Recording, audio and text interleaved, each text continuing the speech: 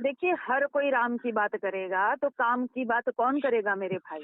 जी, और मैं आपको एक और बात बता देना चाहती हूँ कि जैसे बरदेखउआ आवला ना घर में, हाँ, जी, जी, जी, जी। बरदेखउआ आवला समधी से का पूछल जाला के लइका केतना पढ़ले बा, का करता, कौन नौकरी करता, कौन रोजगार करता, ई ना पूछल जाला। जी, जी, जी, जी। कितना शिक्षा है लइका लइकी का, ई ना पूछल जाला। जी, जी, यही पूछल जाला कि कितनी बार कावड़ उठाया जी, जी, कितनी बार राम मंदिर गया, कितनी बार अयोध्या गया, कितना मंत्र पढ़ता है, जी। हाँ, कितना जो है जल चढ़ाता है मंदिर पर, ये नहीं ना पूछा जाता है। जी, जी। चाहे रवि किशन जी रहे, चाहे मुख्यमंत्री जी रहे, चाहे मेरे सामने प्रधानमंत्री जो है रहे, काजल निषाद हमेशा ही दमदारी से चुनाव लड़कर जिस तरीके से समाजवादी पार्टी के लगातार 16 प्रत्याशियों की नाम की सूची जारी की, उसमें सबसे हॉट नाम योगी आदित्यनाथ के क्षेत्र से जिस तरीके से नाम है काजल निषाद, जो तमाम मुद्दों पर लगातार अपनी मुखरता से जवाब देती हैं। काजल जी हमारे साथ जुड़ी आर गंगा न्यूज के साथ।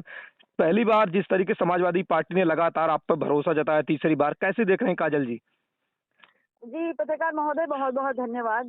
सभी दर्शक मित्र को सादर करती हूँ और अपने शीर्ष नेतृत्व माननीय अखिलेश यादव जी का कोटि-कोटि धन्यवाद करती हूँ। देखिए ये चुनाव जो है ऐतिहासिक होगा क्योंकि जनता अपने मुद्दों पर चुनाव लड़ेगी और अभी जो महापौर का चुनाव बीता है और जिसमें भारतीय जनता पार्टी द्वारा धांधली करने का जो काम किया था मेरे साथ, उसका जवाब जनता लेने का काम करेगी। काजल जी, जिस तरीके से समाजवादी पार्टी ने कई नेताओं को दरकिनार करते हुए एक बार पुनः आप पर भरोसा जताया, तो 2024 में कितना टक्कर दे पाएंगे बीजेपी को आप? देखिए किसी को दरकिनार नहीं किया गया है। हमारे समाजवादी पार्टी के कार्यकर्ता जुझारू साथी एक-एक कार्यकर्ता दमदारी से चुनाव लड़ता है और शीर्ष नेतृत्व का जो भी आदेश होता है वो सर्वमान्य होता है। और हम सभी दमदारी से चुनाव लड़ते हैं, चाहे हमने घोसी का चुनाव लड़ा, चाहे मध्य प्रदेश का चुनाव लड़ा, हर चुनाव हम दमदारी से लड़ते हैं। तो उनका आदेश ही सर्वमान्य होता है। यहाँ कोई इस तरह से नाराज नहीं चल सकता है। तो 2014। दमदारी से चुनाव तो होना ही है क्योंकि हर तबका यहाँ परेशान है। जी, उन्होंने कहा था कि 1 साल में 2 करोड़ रोजगार मिली, नौकरी जी, मिली, कहाँ बा नौकरी? जी, नौकरी केहू के नाय मिलल बा, ठीक जी, ना? हर जगह मैं जाके पूछती हूँ, तो नौकरी तो नहीं मिला हुआ है, रोजगार नहीं मिला हुआ है, शासन सत्ता में आपको भागीदारी नहीं देंगे, तो जी। विकास कैसे होगा देश का? योगी आदित्यनाथ के गढ़ में काजल निषाद को कितनी चुनौती होगी? जो सांसद है रवि किशन, काजल देखिए, जी। चाहे रवि किशन जी रहे, चाहे मुख्यमंत्री जी रहे, चाहे मेरे सामने प्रधानमंत्री जो है रहे, काजल निषाद हमेशा ही दमदारी से चुनाव लड़ती है क्योंकि काजल निषाद जनता के मुद्दों पर चुनाव लड़ती है। मैं क्षेत्र में लगातार भ्रमण करती रहती हूँ, तो जमीनी हकीकत दिखाती रहती हूँ कि कहाँ कितने काम हुए हैं, कहाँ यहाँ मंचों से बड़े-बड़े जो वादे हुए वो पूरे हुए हैं या नहीं हुए हैं, करनी और कथनी में कितना अंतर है, इस पर हमेशा ही मुद्दों पर चुनाव लड़ती हूँ मैं। काजल जी, जिस तरीके से दो उत्तर प्रदेश में जो एनसीआरबी की रिपोर्ट जारी, उसमें सबसे अधिक महिलाओं पर जिस तरीके से तमाम अपराध हो रहे हैं, और आप एक महिला हैं, युवा महिला हैं, क्षेत्र में लगातार बनी रहती है, उसको कैसे देखती हैं? देखिए, पहली बात तो कि जैसे महापौर चुनाव मैंने लड़ा, मैं दलित पिछड़े समाज की मैं महिला हूँ और जिस तरह से धांधली करने का काम किया, तो यहीं से हर कोई समझ रहा है कि जब दलित पिछड़े समाज की कोई महिला उठती है, आगे बढ़ती है, आवाज उठाती है या चुनाव लड़ती है, तो भारतीय जनता पार्टी के लोग धांधली करने का काम करते हैं। और ये महिला वंदन की भी बात करते हैं, नंदन वंदन कोई एक बिल लेकर आ जाते हैं कि हम महिलाओं की बात करते हैं। इस बात में कोई सत्यता प्रतीत होती नहीं है।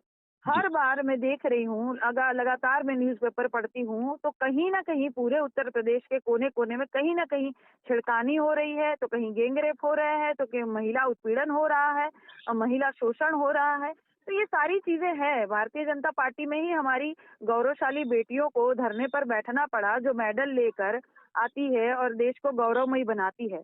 उन बेटियों की जब सुनवाई नहीं है, वहाँ के जो सांसद शोषण करने का काम करते हैं जी, भारतीय जनता पार्टी के, तो ये सारी चीजें हैं। जी, अभी-अभी देखिए 18 तारीख को एक न्यूज़ आई थी कि गोरखपुर में ही जी, कहीं पे किसी होटल में महिला के साथ अश्लील हरकतें की गई। जी, और अभी नौकायान में मैं देख रही हूँ महोत्सव चल रहा था, तो जो टेडी बेयर बन के एक लड़का वो छेड़खानी कर रहा था बच्चियों के साथ, महिलाओं के साथ।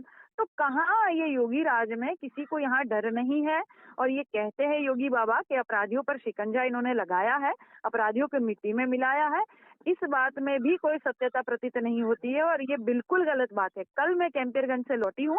जी, ग्राम सभा मोहनाग में एक बहुत ही दर्दनाक घटना हुई है। निषाद परिवार के 19 महीने के बच्चे को पटक-पटक कर, जैसे धान कूटा जाता है, जी, वैसे पटक-पटक कर मार दिया जाता है। जी, अपराधी खुलेआम घूम रहे हैं। जी और वही अपराधी वो लड़का पहले अपने पिता को मार चुका है, उसके बाद भी वो खुलेआम क्यों घूम रहा है? सवाल तो ये है। जी। तो काज किसी को कोई डर नहीं है। जनता अपने मुद्दों पर चुनाव लड़ेगी। जनता स्वतः सब कुछ देख रही है। जनता इंतजार कर रही है कि ये जी चुनाव हो और धांधली जो हो रही है, बार बार अत्याचार हो रहे हैं, उसका बदला लिया जाए। काजल जी, जिस तरीके से राम मंदिर का मुद्दा 2024 में राम मंदिर का मुद्दा हावी होगा या शिक्षा रोजगार? देखिए, हर कोई राम की बात करेगा तो काम की बात कौन करेगा मेरे भाई?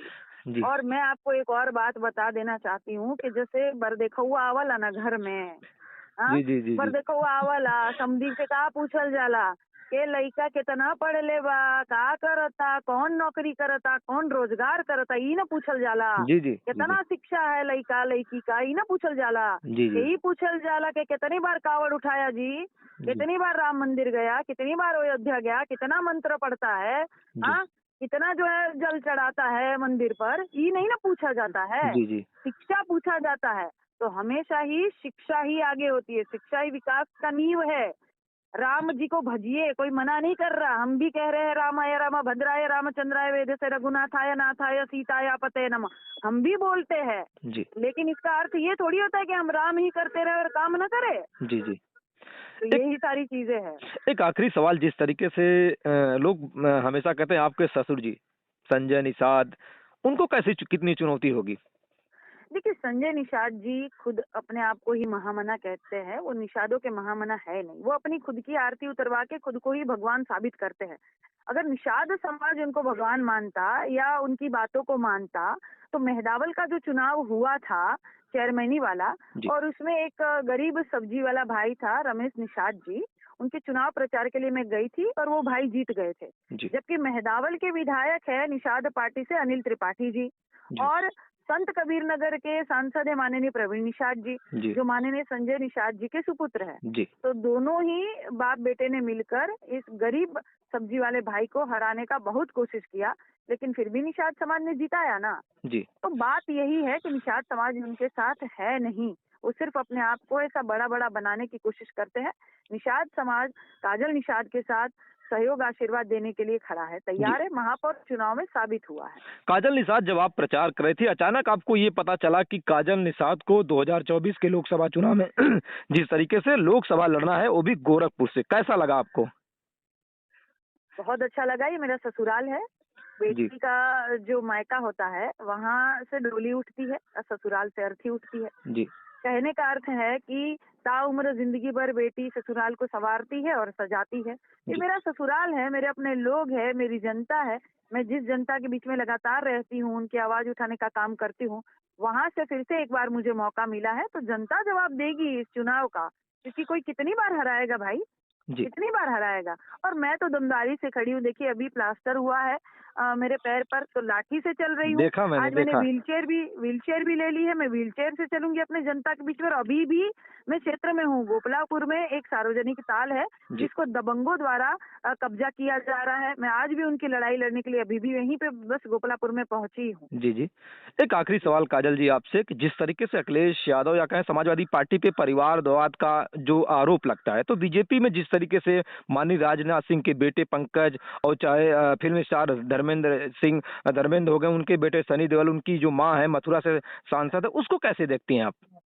तो देखिए, ये परिवारवाद, ये भारतीय जनता पार्टी के लोग कहते रहते हैं, बदनाम करते हैं, और खुद के ही पार्टी में पूरा परिवार है और जी परिवारवाद है। तो ये जी परिवारवाद से ये भारतीय जनता पार्टी के लोग पहले स्वतः निकले, और भ्रष्टाचार से पहले तो निकले। जो बहुत ज्यादा भ्रष्टाचार इनकी पार्टी में फैला हुआ है, आतंक फैला हुआ है, ये सारी चीजों से ये निकले और राम नाम के चीज से निकले। ये काम की बात करे जनता के बीच में।